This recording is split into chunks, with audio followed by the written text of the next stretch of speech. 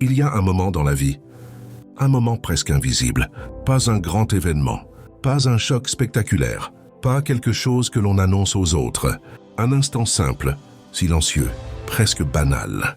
Et pourtant, c'est là que tout peut basculer, sans bruit. C'est ce moment où tu t'arrêtes une seconde, où quelque chose en toi dit « Comme ça, je ne peux plus continuer ». Rien ne change à l'extérieur. Le monde continue de tourner. Les gens autour de toi ne voient rien.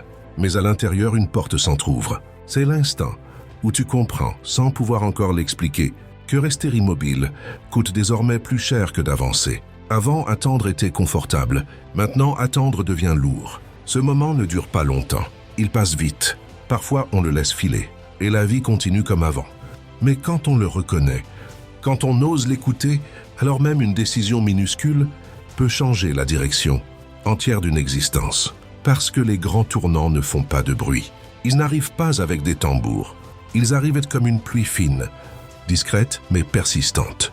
Et ce moment, tu l'as déjà vécu, peut-être même plusieurs fois.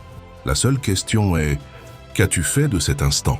Quand il s'est présenté à toi, c'est le moment où tu sais ce que tu devrais faire, mais où tu ne le fais pas. Tu n'es pas perdu, tu n'es pas ignorant, tu n'as pas besoin de plus d'informations. Tu sais quel appel passer, quelle décision prendre, quel pas faire, même s'il est petit. Et pourtant, tu restes immobile, pas parce que tu es faible, mais parce que faire ce que tu sais implique une chose précise, renoncer à une version confortable de toi-même. Alors tu négocies avec le temps. Tu dis « demain », tu dis « quand je serai prêt », tu dis « encore un peu ». Et le plus troublant, c'est que personne ne peut te blâmer. De l'extérieur, tout paraît raisonnable, mais à l'intérieur, quelque chose s'érode, car chaque fois que tu n'agis pas malgré la clarté, tu apprends à ton esprit une leçon dangereuse. Savoir n'oblige pas à agir, et petit à petit, la voix intérieure s'affaiblit. Elle parle encore, mais tu l'écoutes moins. Ce n'est pas l'échec qui brise le plus, c'est cette distance qui se crée entre ce que tu sais être juste et ce que tu fais réellement. Et ce moment-là, aussi discret soit-il, est souvent celui qui décide si une vie avance ou si elle se répète. Tu repousses, pas parce que tu ne sais pas quoi faire, mais parce que décider te mettrait face à toi-même. Tu hésites, tu tournes l'idée dans ta tête, tu analyses encore et encore, jusqu'à épuiser ton énergie sans jamais passer à l'action. Alors tu attends encore un peu, un jour de plus, une semaine de plus. Tu te dis que ce n'est pas le bon moment, que les conditions ne sont pas réunies, que tu as besoin de plus de certitude. Et au fond de toi, tu te racontes une histoire rassurante. Tu te dis que demain sera plus clair, plus simple ou plus favorable, que demain tu auras plus de courage, plus de motivation, plus de confiance. Mais ce que tu ne vois pas tout de suite, c'est que ce demain ressemble toujours beaucoup à aujourd'hui. Même doute, même peur, même attente silencieuse. Et pendant que tu attends que les choses deviennent plus faciles, la vie, elle, continue d'avancer. Et pendant que tu attends, ce n'est pas vraiment le temps qui passe. Ce n'est pas juste une heure de plus sur une montre. Ce ne sont pas seulement des jours qui se succèdent sur un calendrier. C'est ta vie qui s'écoule doucement, presque silencieusement, sans te demander ton avis. Ce sont des opportunités qui passent sans faire de bruit, des élans que tu ressens, puis que tu laisses retomber, des idées qui auraient pu devenir quelque chose, mais qui restent à l'état de pensée. Chaque jour où tu attends, tu donnes une partie de ton énergie à l'inaction. Tu t'habitues à remettre à plus tard, et ce plus tard devient une habitude. Rien ne semble grave sur le moment, parce que tout se fait lentement, progressivement. Mais un jour, tu te retournes et tu réalises que ce que tu appelais patience était en réalité une suite de décisions non prises. Et là, tu comprends une chose essentielle. Le temps ne t'a rien volé. Tu l'as laissé passer. La plupart des gens pensent que leurs difficultés viennent d'un manque de chance.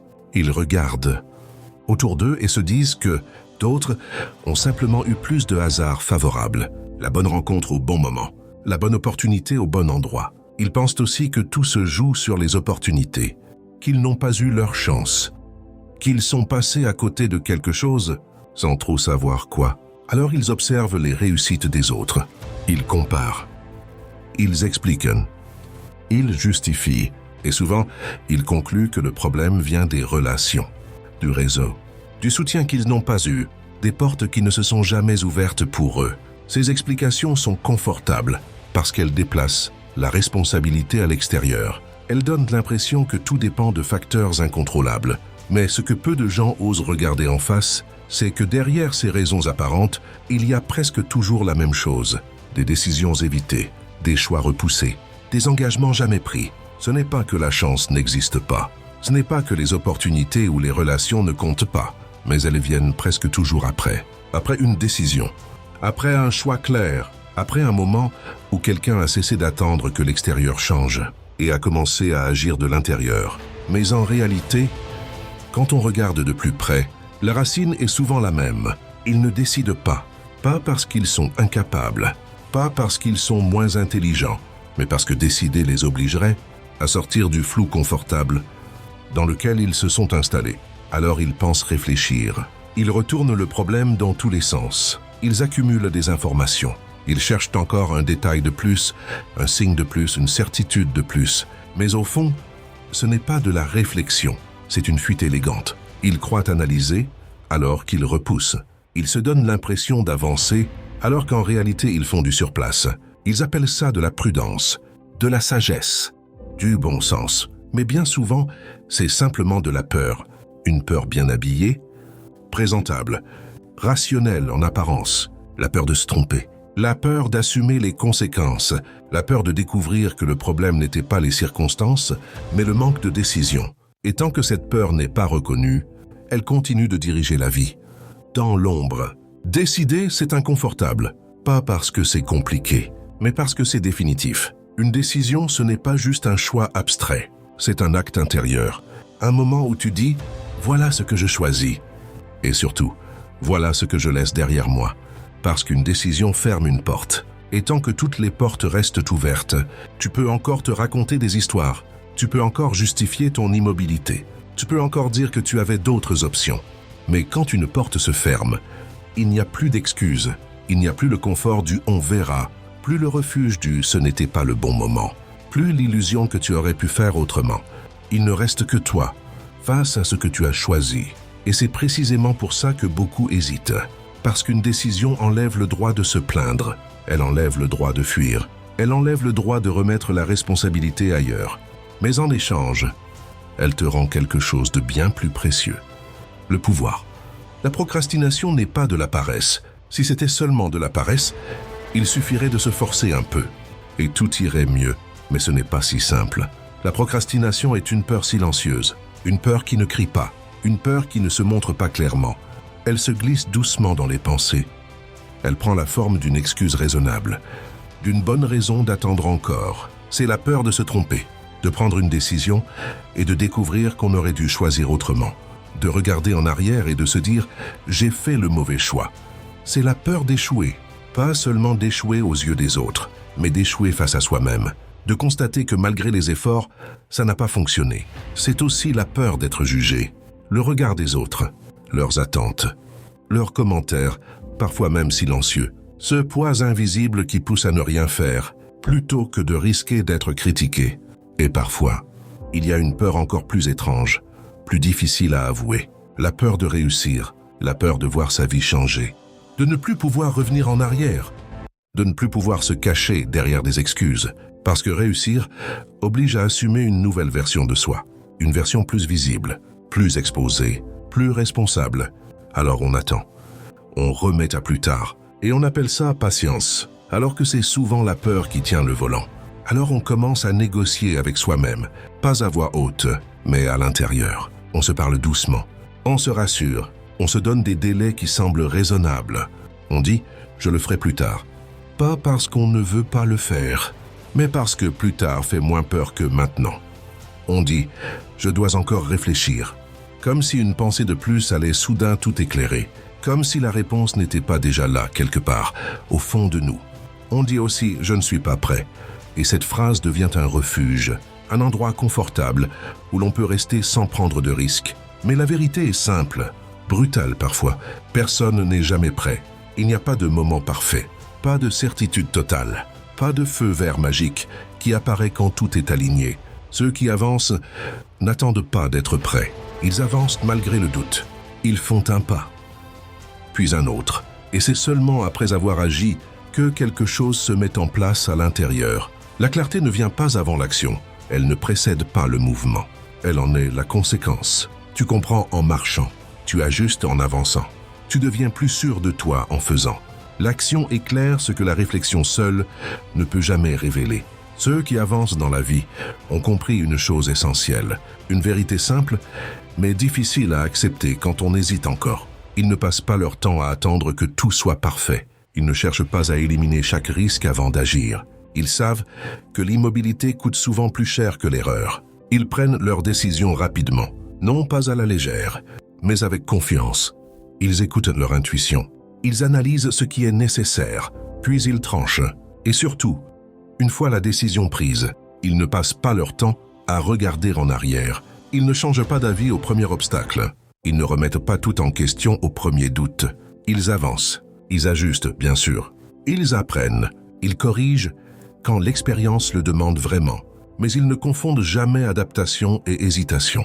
Changer de direction après avoir appris, ce n'est pas de l'instabilité, c'est de la maturité. À l'inverse, hésiter sans agir, ce n'est pas de la prudence. C'est une façon lente de rester au même endroit. Ceux qui avancent ont accepté une chose. Il vaut mieux corriger une décision en mouvement que chercher indéfiniment la décision parfaite à l'arrêt. Les indécis font exactement l'inverse.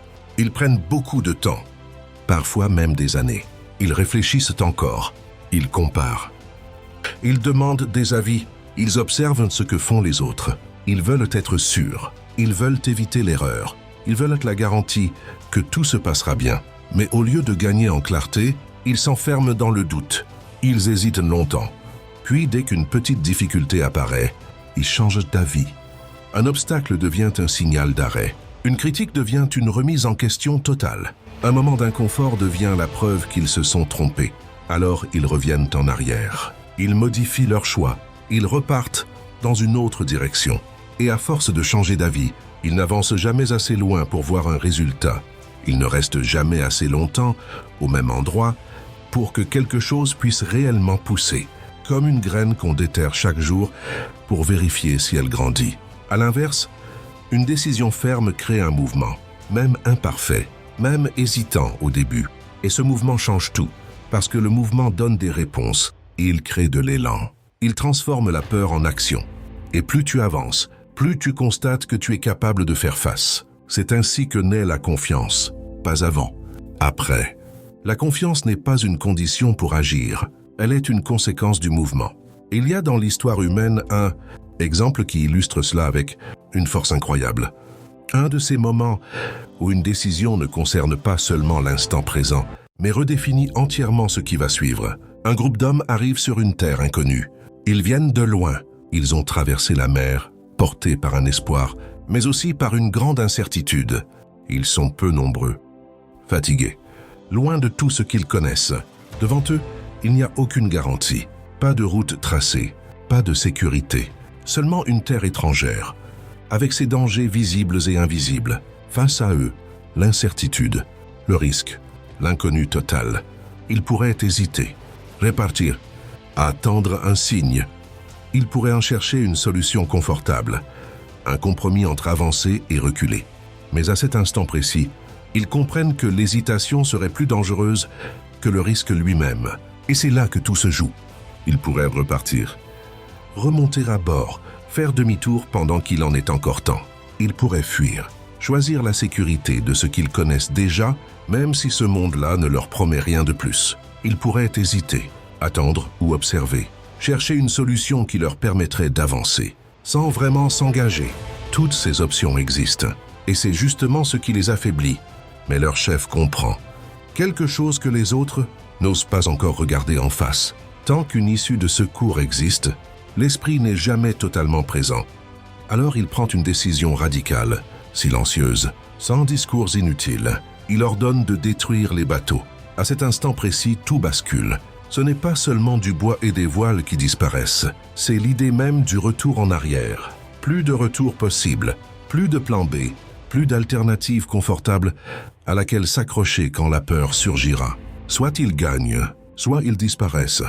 Et paradoxalement, c'est cette absence totale d'options qui libère leur esprit. La peur ne les paralyse plus. Elle se transforme en lucidité, en concentration, en force collective. Parce que quand il n'y a plus de fuite possible, il ne reste qu'une seule chose à faire. Avancer. À cet instant précis, tout change. Pas à l'extérieur, mais à l'intérieur. La peur ne disparaît pas. Elle se transforme. Elle cesse d'être une force qui paralyse et devient une énergie qui alerte, qui aiguise, qui rend présent. La peur se transforme en concentration. Les esprits se resserrent. Chaque geste compte. Chaque décision devient plus claire. L'hésitation, elle aussi, s'efface. Parce qu'il n'y a plus d'alternative confortable à comparer. Il n'y a plus deux chemins possibles à analyser. L'hésitation devient détermination. Une détermination silencieuse, sans bravade, mais solide. L'esprit cesse de chercher une issue de secours. Il arrête de calculer comment revenir en arrière. Il n'essaie plus de se protéger de l'échec. Et c'est là que quelque chose de profond se produit. L'esprit commence à chercher des solutions, pas des excuses, pas des justifications, des solutions. Quand le retour n'est plus possible, l'intelligence se met au service de l'action. L'imagination s'active, la créativité se réveille. C'est souvent dans ces moments-là que l'être humain donne le meilleur de lui-même. Parfois, ta liberté dépend exactement de ce type de décision.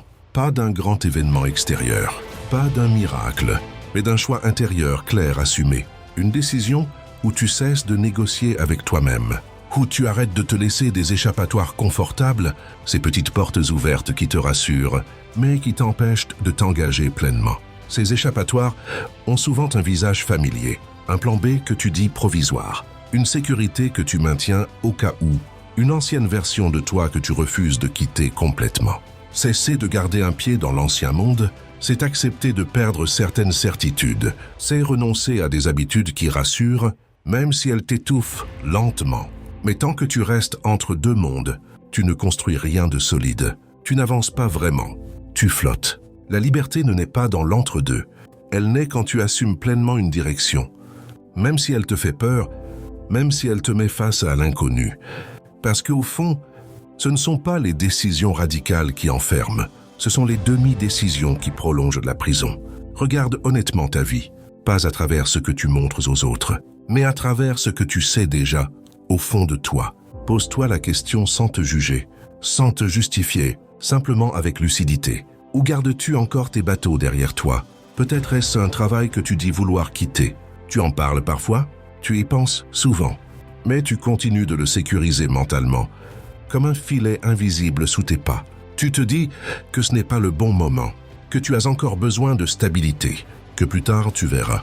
Peut-être est-ce un projet que tu dis vouloir lancer, une idée qui revient sans cesse, qui te donne de l'élan, puis de la peur. Tu en parles avec enthousiasme, mais sans jamais t'y engager pleinement. Tu avances un peu puis tu t'arrêtes, juste assez pour dire que tu y penses. Pas assez pour que cela devienne réel, ou peut-être est-ce un changement personnel, quelque chose de plus intime, une habitude à transformer, une version de toi à laisser mourir. Tu repousses ce changement parce que tu veux être sûr à 100%. Mais cette certitude totale n'arrive jamais. Et pendant que tu attends qu'elle arrive, rien ne change vraiment. Ces bateaux, tu ne les gardes pas par faiblesse, tu les gardes par peur, par besoin de sécurité, par attachement à ce que tu connais déjà. Mais tant qu'ils sont là, une partie de toi regarde encore vers le passé, au lieu de construire l'avenir. Tant que tu laisses une porte de sortie, ton esprit ne s'engage jamais totalement. Il avance à moitié. Il observe encore ce qui se passe derrière lui. Il garde une part de son énergie en réserve, au cas où il faudrait reculer. Cette porte de sortie te rassure, mais elle divise ton attention. Elle empêche l'élan complet. Parce qu'au fond, on ne peut pas construire quelque chose de solide, tout en se préparant intérieurement à l'abandonner. Et c'est là qu'une autre vérité entre en jeu. Aucune grande décision ne se renforce dans un environnement médiocre.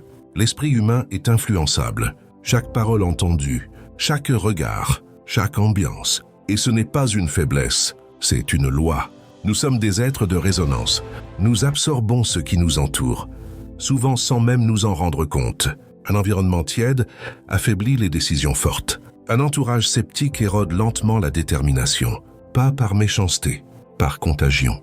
Si tu exposes une décision fragile à des esprits qui doutent, elle se fissure. À l'inverse, un environnement élevé renforce l'engagement. Il nourrit la vision, il stabilise l'élan. Ce n'est pas seulement ce que tu décides qui compte, c'est aussi là où tu exposes ta décision. Si tu t'entoures de personnes qui doutent, Elles nourriront tes doutes, souvent sans le vouloir. Elles poseront des questions prudentes. Elles souligneront les risques. Elles te rappelleront tout ce qui pourrait mal se passer. Pas parce qu'elles te veulent du mal, mais parce qu'elles projettent leur propre peur. Et à force d'entendre ces voix, tes certitudes s'affaiblissent, ton élan ralentit, ta décision perd de sa force. Si tu t'entoures de personnes qui pensent petit, elles réduiront ta vision.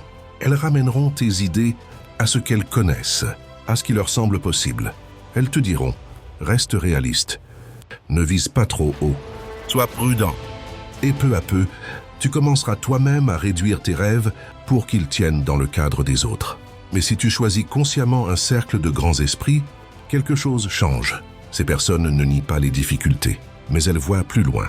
Elles parlent en termes de solutions, pas seulement de problèmes. Elles élèvent le niveau de la conversation. Elles te poussent à penser plus large, à agir avec plus de cohérence. Et sans même t'en rendre compte, ton propre niveau s'élève, parce que l'esprit humain s'accorde à ce qui l'entoure. Et quand tu fréquentes des esprits élevés, tu finis par penser, décider et agir différemment. Ton entourage agit comme un miroir. Il te renvoie une image de ce que tu crois possible, de ce que tu t'autorises, de ce que tu considères comme normal. Quand tu vis entouré de limites, tu finis par les intégrer sans t'en rendre compte. Elles deviennent ta référence, ton cadre invisible. Et parfois, cet entourage ne se contente pas de refléter. Il devient un plafond silencieux et invisible, mais aussi bien réel. Tu peux monter jusqu'à un certain point, puis tu te cognes contre ce que les autres considèrent comme raisonnable. Pas parce qu'ils te l'imposent, mais parce que leur vision finit par devenir la tienne. C'est pour cela que l'histoire n'est jamais faite de longues hésitations. Les grandes transformations ne naissent pas de l'attente. Elles naissent de décisions nettes, de moments précis où quelqu'un a dit oui ou non. Un oui qui engage, un non qui tranche, un choix qui ferme certaines portes pour en ouvrir d'autres. L'histoire avance par rupture, pas par compromis tiède. Et chaque grande avancée humaine commence toujours de la même façon, par une décision assumée. Une seule décision peut changer une vie entière. Pas toujours de manière spectaculaire sur le moment, pas toujours visible immédiatement. Parfois, c'est une décision discrète, presque banale, mais elle modifie la direction. Et quand une direction change, tout ce qui suit change aussi. Une décision peut transformer la façon dont tu te vois, la manière dont tu agis, les choix que tu fais ensuite, jour après jour. Et parfois, l'impact va bien au-delà de toi, parce que ce que tu décides aujourd'hui influence la manière dont tu aimeras, dont tu élèveras, dont tu transmettras. Le destin de plusieurs générations se joue souvent dans des décisions que personne n'a applaudies. C'est pour cela qu'il ne faut jamais sous-estimer ce que tu décides aujourd'hui, même si personne ne le voit encore, même si personne ne t'encourage, même si personne ne comprend. Car ce qui est invisible maintenant peut devenir fondation plus tard. Mais une décision qui reste dans ta tête est fragile. Elle n'a pas de forme, pas de poids réel. Elle se déforme au fil du temps. Elle s'adapte aux humeurs, aux peurs, aux avis extérieurs. Elle s'oublie quand la routine reprend le dessus. Et surtout, elle se justifie. Tu trouves des raisons de l'adoucir, de la repousser, de la transformer en intention vague, une décision non incarnée. Reste une pensée parmi d'autres. Et les pensées seules ne changent jamais une vie. Mais une décision écrite devient un engagement. Aussi, elle quitte le monde flou des pensées pour entrer dans quelque chose de réel. Quand tu couches tes décisions sur papier, tu leur donnes une forme. Elles ne sont plus abstraites, elles existent. Les mots écrits te regardent en face. Ils ne se déplacent pas selon ton humeur. Ils ne s'adaptent pas à ta peur du moment. Tu leur donnes aussi du poids, parce qu'écrire, c'est ralentir. C'est prendre le temps de choisir chaque mot, et chaque mot renforce l'intention. Une décision écrite te rappelle qui tu as choisi d'être. Quand tu étais clair, quand tu étais honnête avec toi-même, elle devient un point de référence, un repère intérieur. Au moment où le doute revient, tu peux discuter avec une pensée, la contourner, la repousser. Mais une décision écrite t'oblige à te positionner. Et ce simple geste change la relation que tu entretiens avec ta propre parole. Écris ce que tu veux, pas ce que tu crois devoir vouloir, pas ce que les autres attendent de toi, ce que tu veux vraiment. Même si c'est encore flou, même si cela te fait peur de l'admettre, prendre le temps de l'écrire, c'est déjà commencer à l'honorer. Écris aussi pourquoi tu le veux. pas avec des raisons superficielles, mais avec honnêteté. Parce que ce pourquoi sera ce qui te soutiendra quand la motivation faiblira, quand l'enthousiasme du début se dissipera. Et surtout, écris ce que tu refuses désormais de tolérer, les situations qui t'épuisent, les comportements qui te diminuent, les compromis qui te vident de ton énergie. Ce que tu tolères définit ce que tu acceptes, et ce que tu acceptes finit par devenir ta norme. Refuser de tolérer, ce n'est pas être dur, c'est être clair. Et la clarté est toujours le début du respect de soi. Derrière chaque décision puissante, il y a toujours un désir clair, pas une idée vague qui traverse l'esprit de temps en temps, pas un souhait que l'on formule quand tout va bien, mais un désir précis, profond, presque physique, un désir que tu peux nommer, que tu peux imaginer, que tu peux ressentir dans ton corps. Ce n'est pas un rêve flou, ce n'est pas une image lointaine et incertaine, c'est une direction. Un désir clair agit comme une boussole intérieure, même quand tu doutes, même quand tu as peur. Quand le désir est flou, l'effort devient lourd. Chaque obstacle semble trop grand. Mais quand le désir est clair, l'esprit trouve des ressources insoupçonnées. Il cherche, il ajuste, il persévère. Le désir ne supprime pas les difficultés, mais il leur donne un sens. Et c'est ce sens qui transforme une décision ordinaire en décision puissante. Un désir que tu peux ressentir dans ton corps. Pas seulement comprendre avec ta tête, mais sentir physiquement. Une tension douce dans la poitrine, une énergie qui circule, quelque chose qui s'allume quand tu y penses. Un désir que tu peux visualiser dans ton esprit, pas comme une image floue, mais comme une scène presque réelle. Tu vois où tu es, ce que tu fais, la façon dont tu te tiens, la manière dont tu parles, l'énergie que tu dégages, et surtout, un désir que tu peux décrire avec précision. Pas en généralité, pas en mots vagues, des détails, des mots clairs, une direction nette, parce que plus tu es précis, plus ton esprit sait où regarder, plus il sait quoi chercher. L'esprit humain fonctionne par image et par sens. Donne-lui une vision claire, et il commencera à aligner tes pensées, tes décisions et tes actions dans cette direction. Ce que tu ne peux ni ressentir, ni visualiser, ni nommer clairement, reste difficile à atteindre. Quand ton désir est clair, ton esprit commence à travailler pour toi. Pas de manière spectaculaire, pas avec des miracles visibles, mais de façon discrète, continue. Même quand tu ne fais rien consciemment, quelque chose s'organise à l'intérieur, ton attention change, tu remarques des choses que tu ne voyais pas avant. Des idées, des rencontres, des opportunités qui passaient déjà autour de toi, mais auxquelles tu ne prêtais pas attention. Ton esprit commence à trier, à sélectionner, à faire des liens. Il t'oriente sans bruit vers certaines informations, vers certains choix, vers certaines actions. Ce n'est pas de la magie, c'est la cohérence intérieure. Quand le désir est flou, l'esprit est dispersé, il se fatigue. Mais quand le désir est clair, l'esprit se met au service d'une direction unique. Il devient allié, même dans le repos, même dans le silence. Il continue de préparer le terrain. Et souvent, tu ne réalises ce travail invisible qu'après coup, quand tu regardes en arrière et que tout commence à faire sens. La confusion attire l'échec, pas parce que l'échec serait une punition, mais parce que l'esprit confus avance sans direction. Quand tout est flou à l'intérieur, les choix le deviennent aussi. Les actions sont hésitantes, l'énergie se disperse. On commence beaucoup de choses, on en termine peu, et à force de naviguer sans cap, on finit par s'épuiser, sans comprendre pourquoi rien ne fonctionne vraiment. À l'inverse, la clarté attire les opportunités, pas forcément parce que le monde change soudainement, mais parce que ton regard change.